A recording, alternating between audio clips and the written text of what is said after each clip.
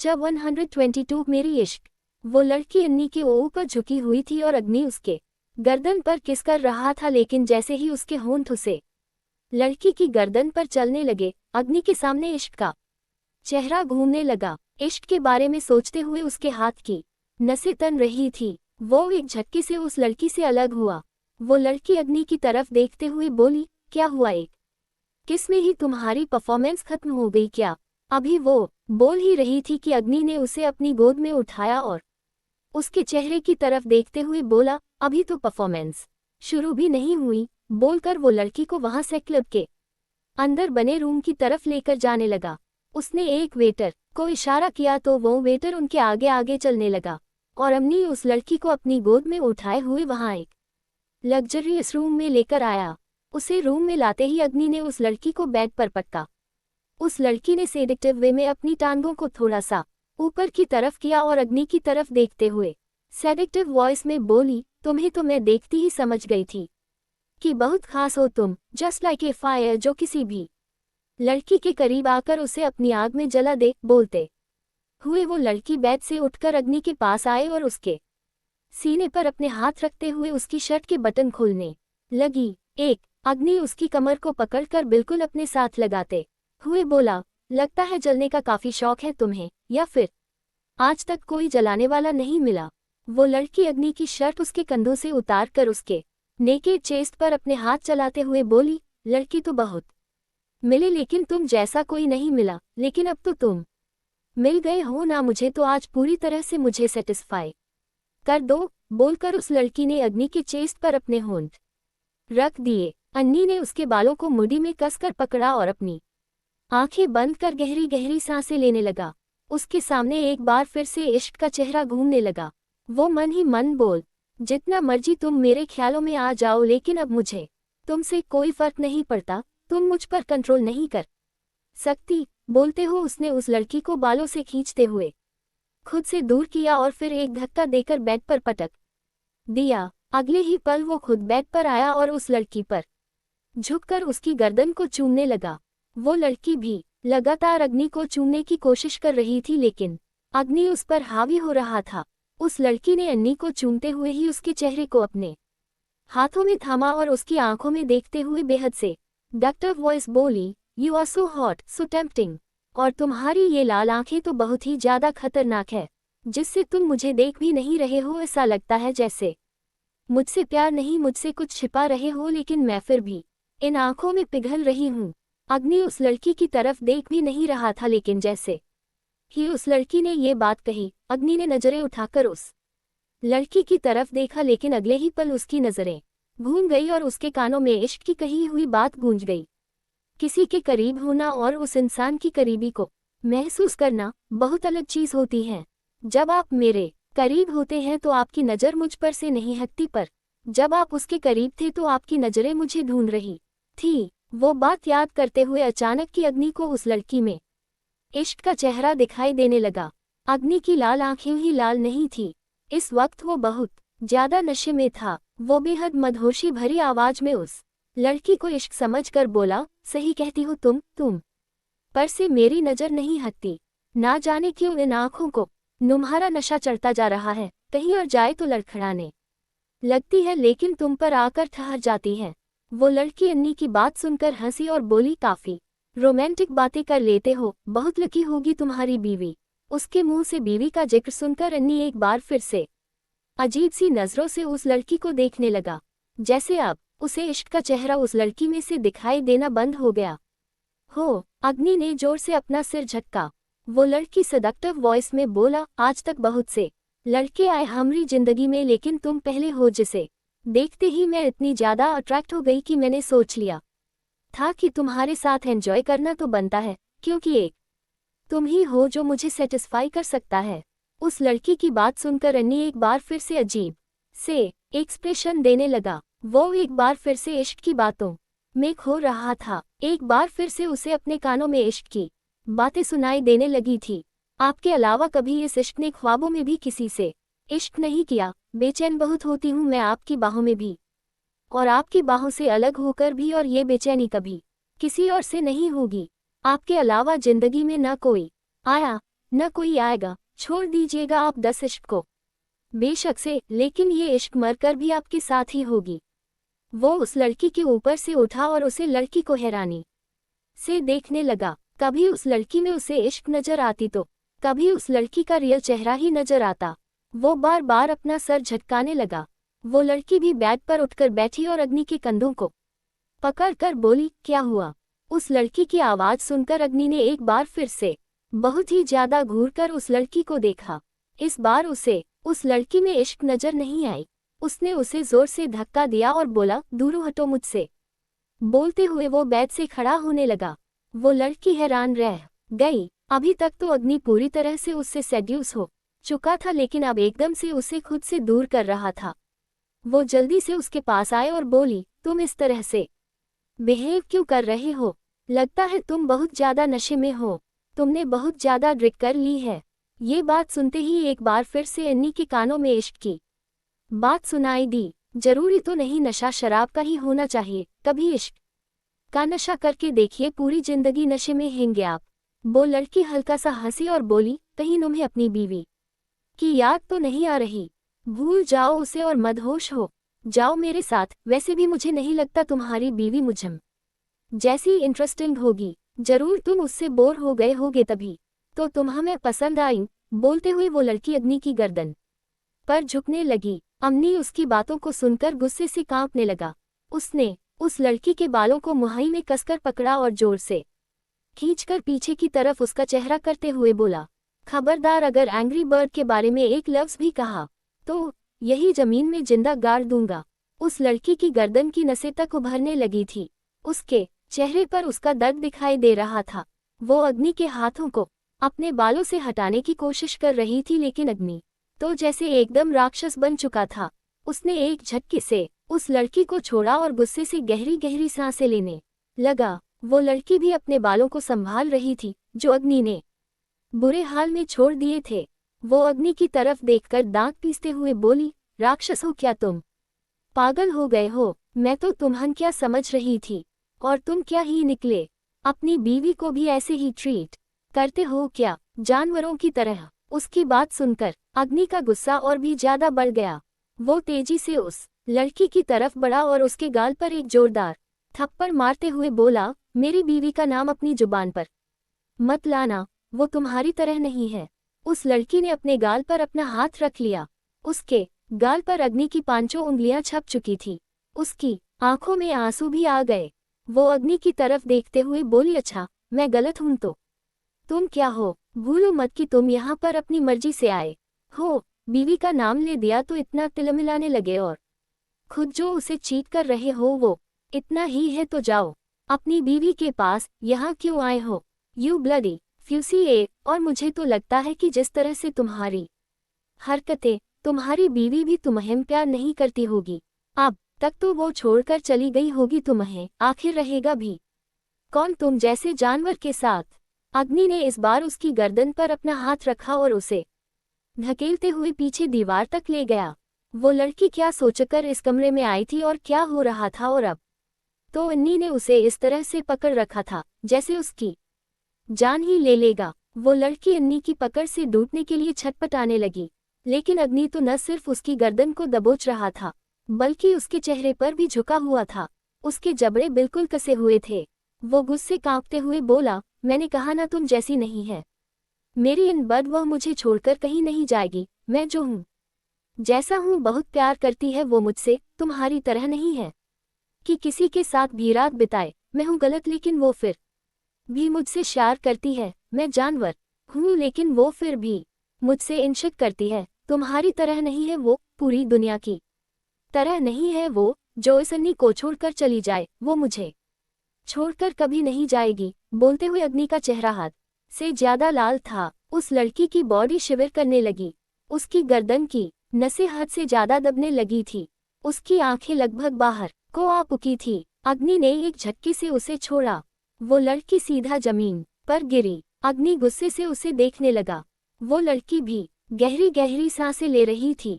अब उसमें हिम्मत नहीं थी कुछ भी बोलने की। जमीन पर गिरी हुई वो बस अन्नी को देख रही थी। अन्नी ने बेड पर रखी अपनी शर्ट उठाए और पहनकर रूम से बाहर निकल गया। वो सीधा क्लब के बाहर आया और अपनी गाड़ी में बैठकर वहां से जाने लगा। तभी उसे किसी के रोने की आवाज सुनाई देने लगी। एक औरत जोर से चीखते चिल्लाते हुए रो रही थी और एक आदमी उसके पास ही खड़ा उसे बुरी तरह से मार रहा था। उस आदमी के पास एक औरत और खड़ी थी जो बस उस औरत को पिटते हुए देख रही थी, लेकिन उस औरत को देखते हुए ऐसा लग रहा था जैसे दूसरी औरत को पिटते हुए देख उसे मजा आ रहा हो। अग्नि तेजी से उनकी तरफ बढ़ा। वो आदमी नीचे जमीन पर बैठी औरत को पीटते हुए बोला, तू होती कौन है मुझे बताने वाली कि मुझे क्या करना है और क्या नहीं। मैं चाहे जिसके साथ मर्जी रात बिताओ, तुझे क्या? तुझे रोटी दी ना मैंने खाने को, खा और सो जा, यही औकात है तेरी। बोलते हुए वो उस औरत के बाल को बुरी तरह से नोच रहा था। अग्नि के चेहरे की नसें एक बार फिर से उभरने लगी। वो औरत जो उस आदमी के पास खड़ी थी उस आदमी के कंधे पर अपना हाथ रखते हुए बोली, तुम क्यों अपना मूड खराब कर रहे हो बेबी? हम चलते हैं ना, ये अपने आप घर चली जाएगी और ना भी जाए तो क्या ही फर्क पड़ता है, मरने दो इसे। बोलते हुए वो उस आदमी को अपने साथ चलने का इशारा भी कर रही थी। कुछ ही दूरी पर उनकी गाड़ी भी खड़ी थी जिसमें ड्राइवर बैठा था। वो आदमी अपने साथ खड़ी औरत की बात सुनकर बोला, तुम सही कह रही हो जान, मुझे इसके लिए अपना मूड खराब नहीं करना चाहिए। ये तो साली है ही मनहूस, जब से जिंदगी में आए है जिंदगी की वॉट लगी हुई है, पता नहीं कब मेरा पीछा छूटेगा इससे। बोलते हुए उस आदमी ने नीचे गिरी हुई औरत के मुंह पर लात मारी। उस औरत का सिर पास पड़े पत्थर पर लगा। वो दर्द से चिल्लाई। उसके सिर पर खून बहने लगा था, लेकिन बिना उस औरत की परवाह किए वो आदमी अपने साथ खड़ी औरत की कमर में हाथ डालकर वहां से जाने लगा। नीचे गिरी हुई औरत का सर खून से लथपथ हो चुका था, लेकिन वो फिर भी अपनी जगह से उठी और आकर उस आदमी के पैरों में गिर गई। वो उसके आगे हाथ जोड़ते हुए बोली, प्लीज ऐसा मत कीजिए, मैं बहुत प्यार करती हूँ आपसे, सब कुछ बर्दाश्त ही कर लूंगी, लेकिन आपको किसी और के साथ बर्दाश्त नहीं कर पाऊंगी। प्लीज अब मेरे साथ घर वापस चलिए। अब वो औरत जो उस आदमी के साथ खड़ी थी उसे गुस्सा आने लगा था। वो नीचे झुकी और उस औरत को बालों से पकड़कर खींचते हुए बोली, तुम जैसी औरतों की यही प्रॉब्लम होती है, रो रो कर मर्दों को अपने साथ बांध कर रखने की कोशिश करती हो। अगर यही तुमने अपने पति को खुश रखा होता तो आज उसे मेरी जरूरत नहीं पड़ती। दफा हो जाओ यहाँ से, वरना अब मैं खुद तुम्हारा बुरा हाल कर दूंगी। बोलकर उसने उस औरत के बालों को छोड़ दिया। वो औरत एक बार फिर से जमीन पर गिर गई। वो आदमी और उसके साथ वाली औरत गाड़ी की तरफ बढ़ गए। वो आदमी उस गाड़ी में बैठने ही वाला था कि किसी ने पीछे से उसकी गर्दन को पकड़ा। वो आदमी गुस्से से बोलते हुए पीछे की तरफ घुमा, तुम्हारी इतनी हिम्मत? अभी वो बोल ही रहा था कि अग्नि को अपने सामने देखकर वो हैरान रह गया। हालांकि वो अग्नि को पहचानता नहीं था, लेकिन उसे उम्मीद ये थी कि शायद उसकी बीवी ने उसे रोका होगा। अन्नी को अपने सामने देखकर वो गुस्से से बोला, कौन हो तुम? मुझे छूने की हिम्मत कैसे की तुमने? अभी वो बोल ही रहा था कि उसका मुंह दूसरी तरफ घूम गया।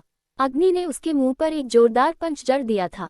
उस आदमी के साथ जो औरत थी वो एकदम से हैरान रह गई। अन्नी ने उस आदमी के दोबारा कुछ बोलने से पहले ही उस आदमी के चेहरे को अपने दोनों हाथों में पकड़ा और बोला, तेरी हिम्मत कैसे हुई उस पर हाथ उठाने की? बोलते हुए उसने पीछे की तरफ देखा जहां वो औरत दर्द से कराहते हुई रो रही थी। वो आदमी कुछ बोलता उससे पहले ही अग्नि ने अपना सर जोर से उसके सिर पर मारा, लेकिन एक बार मरने से अग्नि रुक नहीं। उसने अपना सिर लगातार उस आदमी के सिर पर मारना शुरू कर दिया था। अन्नी के सिर का तो कुछ नहीं बिगड़ रहा था, लेकिन वो आदमी हर बार पर जोर से चिल्लाता। अग्नि का सर उस आदमी को किसी पत्थर की तरह लग रहा था। वो औरत जो उस आदमी की बीवी थी वो अपनी जगह से उठकर बड़ी मुश्किल से चलते हुए अन्नी के पास आई और अपने हाथ जोड़ते बोली, प्लीज मेरे पति को छोड़ दो, वो दिल के बुरे नहीं है, मैं बहुत प्यार करती हूँ इन्हें, इनके बिना जी नहीं पाऊंगी। बोलते हुए वो औरत बुरी तरह से रो रही थी। अग्नि के सामने वो औरत थी, लेकिन अग्नि को उसमें भी इश्क नजर आ रही थी। अन्नी ने जोर से धक्का देते हुए उस आदमी को नीचे जमीन पर फेंका और फिर उसे जमीन पर घसीटते हुए उस पत्थर के पास लेकर आया जहां पर उस औरत का सिर लगा था। वो औरत जल्दी से अपना सिरना में हिलाने लगी। अग्नि ने उस आदमी का सिर पकड़ा और जोर जोर से उस पत्थर पर मरने लगा। वो गुस्से से बोल रहा था, अब तकलीफ देगा उसे, प्रश्नवाचक चिन्ह, अब रुलाएगा उसे, बता, उसकी आंखों में आंसू लाएगा, देख कैसे रो रही है वो, तड़प रही है वो। बोलते हुए अग्नि का चेहरा भी पूरी तरह से तड़प रहा था। उस आदमी का सिर लहूलुहान हो चुका था, लेकिन अग्नि नहीं रुक रहा था, जैसे उसने ठान लिया हो कि आज तो वो उस आदमी की जान लेकर रहेगा। वो औरत भी अपने पति की जान बचाने के लिए लगातार गिड़गिड़ा रही थी, लेकिन उस आदमी के साथ जो दूसरी औरत थी, वो कब की गाड़ी में बैठकर वहां से निकल चुकी थी। उसे आदमी को भी अब बहुत ज्यादा अफसोस होने लगा था, लेकिन अब उसके पास अफसोस करने के लिए भी वक्त नहीं था। वो औरत अम्नी के सामने हाथ जोड़ते हुए बोली, प्लीज मेरे पति को छोड़ दो, तुम्हें उसकी कसम जिसे तुम सबसे ज्यादा प्यार करते हो। जैसे ही उस औरत ने कहा, अग्नि का हाथ उस आदमी के ऊपर से ढीला हो गया। उसने एक झटके से उस आदमी को छोड़ दिया। लड़खड़ाते हुए वो अपनी जगह से उठा। वो औरत अपने आदमी को संभालने लगी। अग्नि ने उन दोनों को देखा और नशे में लड़खड़ाते हुए बोला, मैं मेरी इश्क से प्यार करता हूँ, मेरी इश्क। बोलते हुए वो अपने सीने पर अपना हाथ रख रहा था। वो फिर से नशे में लड़खड़ाते हुए बोला, मैं बहुत बहुत प्यार करता हूँ मेरी इश्क से, बेइंतहा इश्क करता हूँ मनमरी इश्क से। बोलते हुए उसकी आंखें बंद हो रही थी। वो एकदम से नीचे गिरा और उसकी आंखें बंद हो गई। 123 अग्नि वॉन्स इश्क डेथ थ्रेट। फार्म हाउस में अन्नी की आंखें खुली। आंखें खुलती ही उसने अपना सर जोर से झटकाया। उसे अपने सिर में बहुत जोरों से दर्द महसूस हो रहा था। अपनी जगह पर उठकर बैठते हुए उसने पूरे कमरे में अपनी नजरें घुमाई। उसे इतना तो समझ आ चुका था कि वो राठौर मेंशन में नहीं, फार्म हाउस में है, लेकिन उसे ये याद नहीं आ रहा था कि वो यहाँ आया कैसे।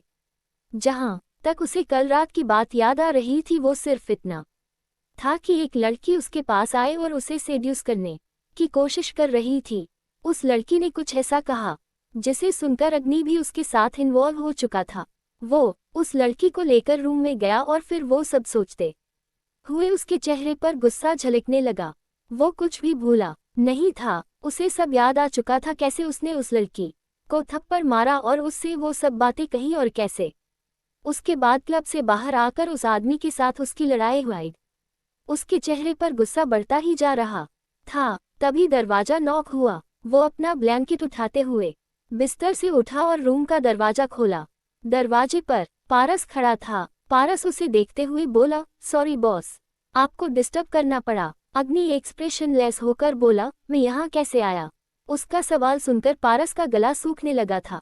वो कैसे बताएं कि पारस को इश्क का कॉल आया था और इश्क ने उसे पता लगाने के लिए कहा था कि अग्नि कहाँ है। हालांकि अग्नि ने पारस को मना कर रखा था कि ना ही उसके पीछे बॉडीगार्ड्स होने चाहिए और न ही पारस खुद। लेकिन कल इश्क के कहने पर पारस ने अग्नि की लोकेशन ट्रैक करवाई थी और जब वो क्लब के बाहर पहुंचा तो उसे अग्नि वहां पर जमीन पर गिरा हुआ मिला। इसके बाद वो उसे उठाकर फार्म हाउस लेकर आया, क्योंकि राठौर मेंशन जाने वाली तो अग्नि की हालत ही नहीं थी। पारस को चुप देखकर अन्नी ने गुस्से से अपना हाथ दरवाजे पर मारा और बोला, भूखने के लिए हड्डी चाहिए या यूं ही भौंकना शुरू कर दोगे। पारस ने अपना सर झुका लिया और बोला, कल रात कुछ जरूरी काम था तो मैंने आपको फोन किया, लेकिन आपका फोन नहीं लग रहा था तो लोकेशन ट्रैक की, बस वहीं से पता चला कि आप क्लब में हैं तो मैं वहां आ गया और फिर आप जिस हालत में थे मुझे आपको यहाँ लाना पड़ा। अनी हंसा और बोला, तुम नहीं लगता तुम किसी और के वफादार हो रहे हो। पारस के चेहरे का रंग उड़ गया। अग्नि कमरे के अंदर आया और टेबल पर रखी हुई सिगरेट उठाकर उसने अपने होठों में दबा ली। पारस जल्दी से उसके पास आकर लाइटर उठाने लगा, लेकिन अग्नि ने पहले ही लाइटर उठा लिया और बोला, ये काम तब करना जब तुम्हारी वफादारी मेरी हो। पारस ने अपना सर झुका लिया और बोला, सॉरी बॉस।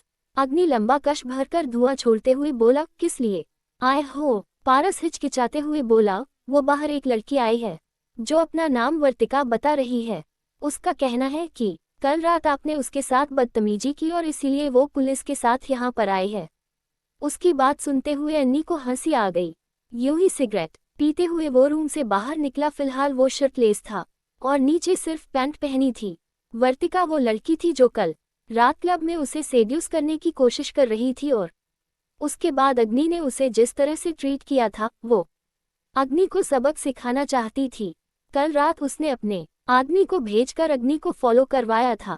अग्नि सिगरेट पीते हुए ही बाहर आया और आकर सामने सोफे पर बैठ गया। वर्तिका के साथ एक इंस्पेक्टर भी खड़ा था। वर्तिका हैरानी से अग्नि को देखने लगी, कैसे पुलिस वाले के सामने भी अग्नि का एटीट्यूड नहीं जा रहा था। वर्तिका तुरंत से इंस्पेक्टर को देखते हुए बोली, यही है वो आदमी जिसने कल मेरे साथ बदतमीजी की, आप इसे अरेस्ट कीजिए। वर्तिका की बात सुनते हुए इंस्पेक्टर का गला सूख रहा था। अग्नि अभी भी एक्सप्रेशनलेस चेहरा लिए उस लड़की को देखता रहा। वर्तिका ने जब इंस्पेक्टर को कुछ नहीं करते देखा तो वो एक बार फिर से बोली, आप इसे कुछ पूछ क्यों नहीं रहे हैं? मैंने कहा ना कल इसने मेरे साथ बदतमीजी की थी, तो आप इसे अरेस्ट कीजिए और इसका इतना बुरा हाल कीजिएगा कि इसे समझ आ जाए कि किसी लड़की के साथ बिहेव कैसे करना है। Bloody nonsense. अग्नि ने पारस की तरफ देखा तो पारस ने अपना सिर हाँ में हिलाया और वहां से चला गया। कुछ देर बाद वो वापस आया तो उसके हाथ में नोटों की कुछ गड्डियां थी। वर्तिका गुस्से से गरजते हुए बोली, वाह, मेरे साथ इतनी बदतमीजी करके अब तुम मुझे पैसे देने की कोशिश करने वाले हो, पर मैं तुम्हारे इन पैसों पर नहीं मरने वाली। इंस्पेक्टर, आप इसे अरेस्ट कीजिए। अब न सिर्फ मेरी बदतमीजी करने के चार्ज पर बल्कि ये जो गंदी हरकत मेरे साथ करने की सोच रहा है, इसकी सजा भी इसे दीजिए। अभी वो बोल ही रही थी कि वो इंस्पेक्टर अग्नि के इशारे पर उसकी तरफ बढ़ गया। अन्नी ने वो नोटों का बंडल उसकी तरफ बढ़ाया तो वो पुलिस इंस्पेक्टर अपने हाथ जोड़ते हुए बोला, इसकी कोई जरूरत नहीं है राठौर साहब, बस आप नाराज मत होइएगा। उस इंस्पेक्टर की बात सुनकर वर्तिका की आंखें बड़ी हो गई। अग्नि वर्तिका के एक्सप्रेशन देखकर हल्का सा हंसा और उन नोटों के बंडल को उस इंस्पेक्टर के हाथ पर रखते हुए बोला, जाकर पार्टी कर लेना। बोलकर उसने अपनी उंगलियों से उसे जाने का इशारा किया। वो इंस्पेक्टर तुरंत वहां से चला गया। वर्तिका बस उस इंस्पेक्टर को जाते देखती रह गई। वो गुस्से से चिल्लाई, तुम सब मर्द एक जैसे होते हो। वो उस इंस्पेक्टर को जाते हुए देखकर अभी चिल्ला ही रही थी कि उसे किसी की गर्म सांसें अपनी गर्दन पर महसूस हुई। वो झट से पलट गई। अन्नी का चेहरा बिल्कुल उसके चेहरे पर झुका हुआ था। अन्नी गुस्से से उसे देखते हुए बोला, तुम लड़कियों को सब जैसे मर्द एक जैसे लगते हैं, लेकिन मुझे ये समझ में नहीं आता कि तुम सब मर्दों को ट्राई क्यों करती हो। एक से मन नहीं भरता या जिस्म नहीं शांत होता। वर्तिका गुस्से से बोली, कितने घटिया इंसान हो ना तुम।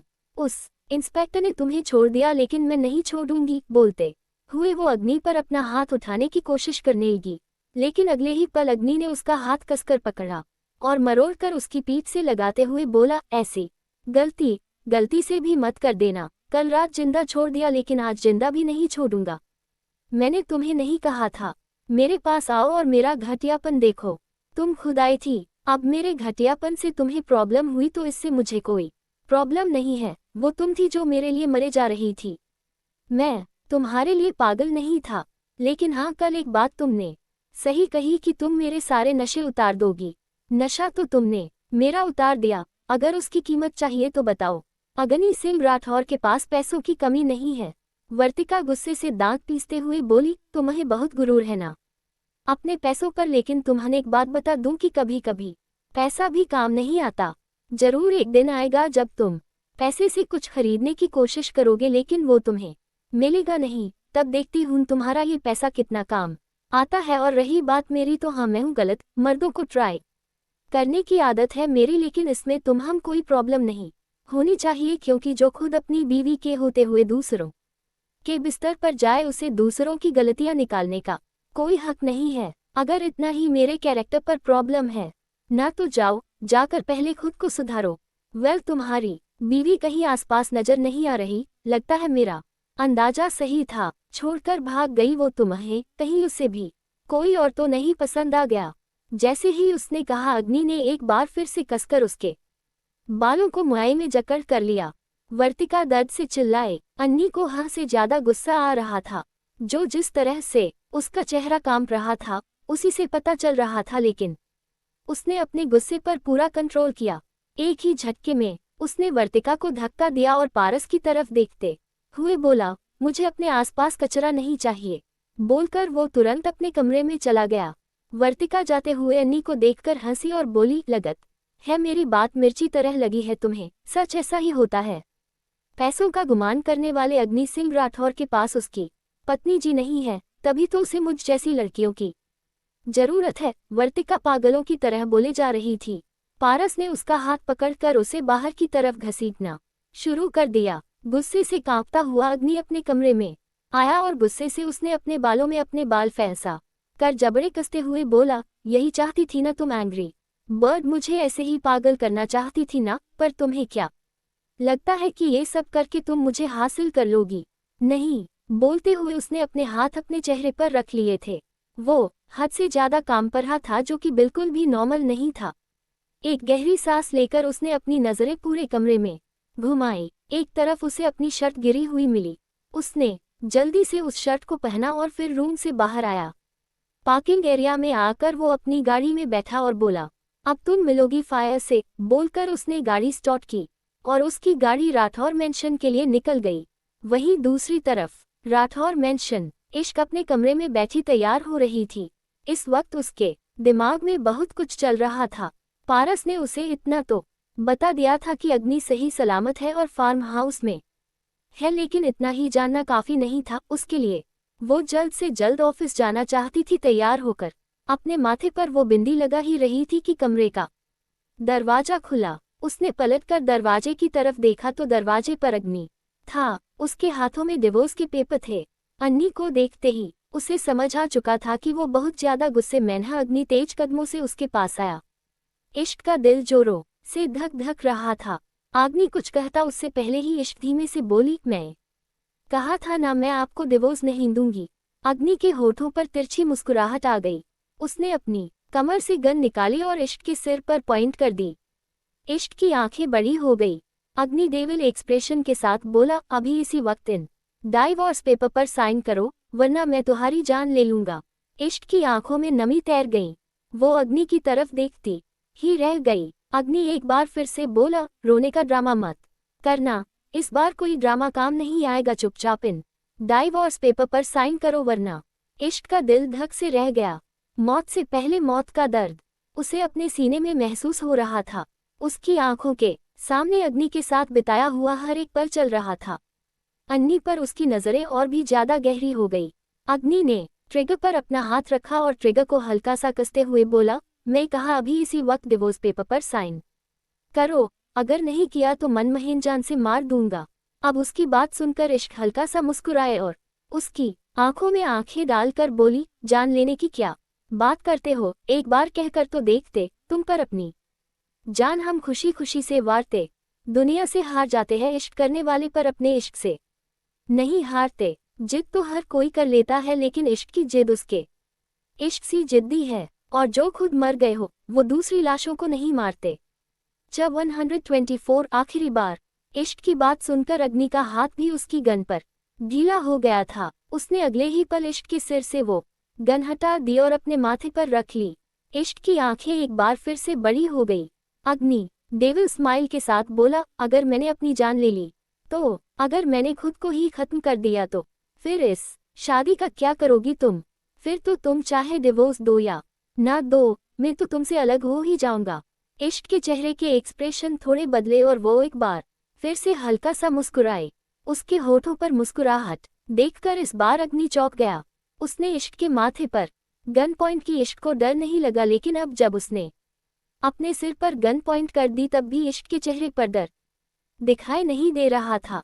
इश्क उसके बिल्कुल करीब हुई और धीरे धीरे उसकी मुस्कुराहट थोड़ी सार्कास्टिक होने लगी।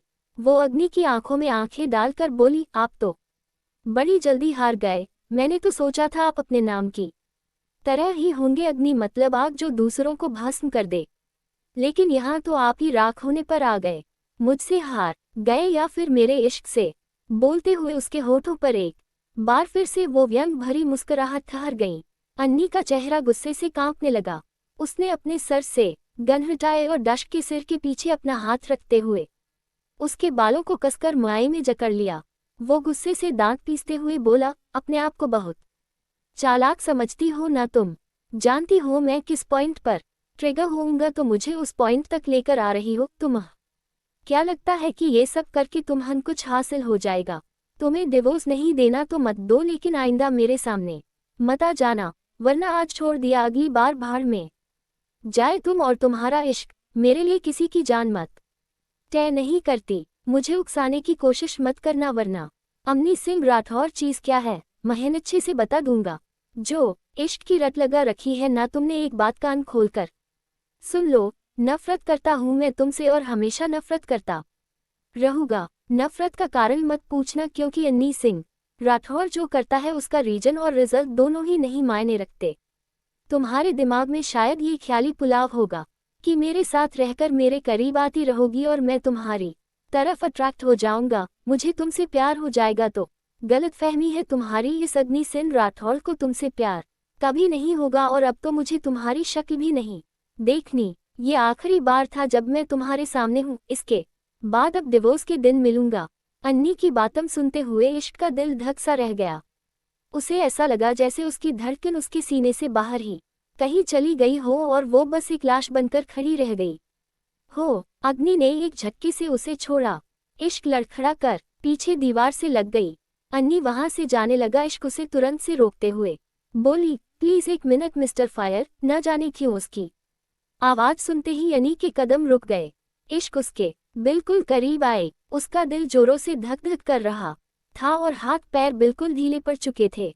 वो जानती थी कि अगर अग्नि कोई बात कह रहा है तो वो अपनी बात पर अटल रहेगा। अगर उसने फैसला कर लिया है कि वो इश्क से दूर रहेगा तो उसका फैसला कोई नहीं बदल सकता। अनी के चेहरे को देखते हुए उसकी आंखें नाम हो रही थी। आंखों के सामने धुंधलापन भी छाने लगा था। सिर में जोरों से दर्द उठ रहा था। वो अन्नी के बिल्कुल करीब आई। अग्नि अभी भी गुस्से से उसे देख रहा था। वो बेहद रूड होकर बोला, फिर से कोई ड्रामा करने की सोच रही हो? अभी वो बोल ही रहा था कि इश्क ने अपने पंजों के बाहर खड़े होकर उसके चेहरे को अपने हाथों में थाम लिया। अग्नि ने उससे दूर होने की कोशिश की लेकिन उसके कदमों ने उसका साथ नहीं दिया। इश्क उसकी आंखों देखते हुए बोली, जब दूर कर ही रहे हैं खुद को मुझसे तो एक आखिरी बार आपको महसूस तो कर लेने दीजिए, शायद ये सच में आखिरी बार हो। बोलकर उसने अग्नि के माथे पर अपने होंठ रख दिए। अग्नि उसकी तरफ देखता ही रह गया। इश्क ने अपने कदम पीछे लिए और उससे दूर होकर खड़ी हो गई। उसका चेहरा झुका हुआ था। अग्नि का गुस्सा खुद ब खुद बढ़ने लगा था। अब उसे नहीं पता था कि उसे गुस्सा क्यों आ रहा है, लेकिन वो गुस्से में पागल हो रहा था। उसके सिर की नसें फटने को हो चुकी थी। वो दरवाजे से बाहर जाने लगा लेकिन फिर उसने एकदम से जोर से दरवाजा बंद किया और इश्क के सामने आकर खड़ा हो गया। इश्क ने अभी भी नजरें उठाकर उसकी तरफ नहीं देखा। उसकी आंखों में बेहिसाब नमी भी थी और उसकी आंखों से अब उसे दिखाई देना बंद हो रहा था। अग्नि गुस्से से बोला, अग्नि सिंह राठौर किसी का कर्ज नहीं रखता। बोलकर उसने गन इश्क की थोड़ी के नीचे रखी और उसके चेहरे को ऊपर की तरफ उठाया। अगले ही पल उसने एक बार फिर से इश्क के बालों पर अपनी पकड़ बनाई और यूं ही उसके चेहरे को ऊपर की तरफ उठाए उसके होठों पर अपने होंठ दिए। जितना इश्क उस पल में था जब इश्क ने अपने होंठ अग्नि के माथे पर रखे थे, उतनी ही ज्यादा वाइल्डनेस अब इस पल में थी जब अग्नि उसके होठों पर लगातार किस कर रहा था। इश्क ने उसके कंधों पर अपने हाथ रखते हुए अपने नाखून उसके कंधों पर गड़ाने शुरू कर दिए। कंधों से कब उसके हाथ उसकी कॉलर पर जाकर उसकी गर्दन तक गए, उसे खुद नहीं पता। अग्नि बहुत ज्यादा वाइल्ड था। आज तक उसने इश्क को इस तरह से किस नहीं किया था जैसे आज कर रहा था। इश्क को डर महसूस हो रहा था। गहरी गहरी सांस लेते हुए अग्नि ने इश्क के होठों को छोड़ा। इश्क की सांस भी उखड़ने लगी थी। तकरीबन 5 मिनट तक दोनों के होंठ एक दूसरे के होठों से मिले हुए थे। अग्नि गुस्से से इश्क की तरफ देखते हुए बोला, आइंदा एरे करीब आने की हिम्मत मत कर देना। बोलते हुए उसने इश्क के होठों के किनारे से बह रहा खून अपनी उंगली पर लिया और नजरें तिरछी कर बोला, वरना। बोलकर ही वो चुप हो गया, लेकिन उसकी आंखें ही बता रही थी कि वो कहना क्या चाहता है। वही इश्क की नजरें अग्नि की गर्दन पर थी, जहां पर उसके नाखूनों ने उसे ढेरों जख्म दे दिए थे। वो अनी की तरफ देखते हुए बोली, मेरे जख्म कुछ दिनों में खत्म हो जाएंगे, लेकिन जो जख्म आपके दिल पर लगेगा उससे बहुत तकलीफ होगी। आपको बहुत रुलाया है आपने, मुझे बहुत तड़पाया है आपने अपने इश्क में। चाहती नहीं कि आप पर वो बीते, पर मैं ये जरूर चाहती हूँ कि ये इश्क की तड़प आप पूरी जिंदगी झेले। मैं मरकर भी नहीं भूलूंगी आपको और आप जीते जी नहीं भूल पाएंगे। उसकी बात सुनकर अन्नी का गुस्से से भरा हुआ चेहरा एक बार फिर से कांपने लगा। उसने जोर से अपना हाथ दीवार पर मारा और इश्क को लगभग से घूरते हुए वहां से चला गया। उसके जाने के बाद इश्क घुटनों के बल नीचे जमीन पर बैठी, उसकी आंखों से आंसू लगातार बह रहे थे। वो रोते हुए बोली, अब तो एक पल भी नहीं चाहिए जिंदगी का, आपकी याद से पहले काश मौत आ जाए। तकरीबन 3 दिन बाद इश्क अपने कमरे में थी और ऑफिस के लिए तैयार हो रही थी। पिछले 3 दिनों से उसने एक बार भी अग्नि को नहीं देखा था। वह ऑफिस जाती तो अग्नि सिर्फ अपने केबिन में होता, ना वो उसे अपने केबिन में बुलाता और ना ही कभी उसके केबिन में आता। पिछले 3 दिनों से वो फार्म हाउस में रह रहा था। अगर अग्नि उसके पास नहीं आया तो इश्क ने भी उसके पास जाने की कोशिश नहीं की। इन 3 दिनों में इश्क और भी ज्यादा कमजोर हो चुकी थी, लेकिन वो घर वालों के सामने ऐसे प्रिटेंड कर रही थी जैसे वो बिल्कुल नॉर्मल हो। उसकी हालत सांझा और सूर्या दोनों ही अच्छी तरह से जानते थे। हालांकि सांझ को उसकी बीमारी के बारे में नहीं पता था, लेकिन अग्नि के बिना उसकी हालत क्या होगी ये सांझ बहुत अच्छी तरह से जानती थी, लेकिन वो भी कुछ नहीं कर पा रही थी। आज दिवाली का दिन था। उसने एक सर्वेंट को इश्क को बुलाकर लाने के लिए कहा। इश्क अपने कमरे में थी जब वो सर्वेंट उसे बुलाने आई। उस सरे के साथ ही वो सांझ के कमरे में आई। आगे जारी है।